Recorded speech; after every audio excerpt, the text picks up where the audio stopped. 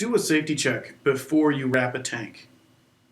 Check to make sure that the temperature and pressure valve is present, that the combustion venting is up to par, and that the door to combustion chamber is intact. Also, check around the tank to make sure there are no signs of water leakage. Note the make, age, rating, and model number of your client's tank. Later, you'll write this on the wrap for the client. Remove anything from the top of the tank and clean it off with a brush. Start by loosely draping the blanket around the tank to check for length. Some narrower tanks may need to have the wrap trimmed a little bit on the edges. Mark the approximate location of the temperature and pressure valve, the combination gas valve, and the door of the combustion chamber. You'll have to cut these away later on. Tape the top corner of the bat near the TMP valve and cut a slit for the TMP valve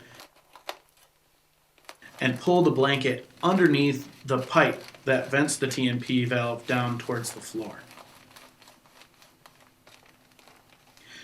Tape the slit that you made for the TMP valve and then pull the bat taut and secure it with a piece of tape around the other direction. Mark and cut a small slit above the combination gas valve. Then slide the bat down behind the combination gas valve. Cut away any of the blanket that covers the combustion door and try and sneak a little piece of tape behind the lines running from the valve to the combustion chamber to tape up that slit. Secure the bottom corners of the bat and then use a few pieces of tape to secure the wrap perpendicular to the seam. Finish taping that seam with a long piece of tape that runs from the top of the seam all the way down to the bottom.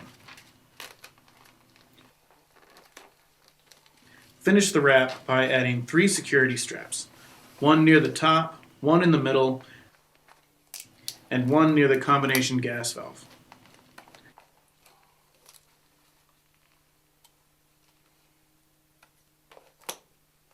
Finally, write the water heater's make, age, BTU rating, and model number on the wrap before you leave.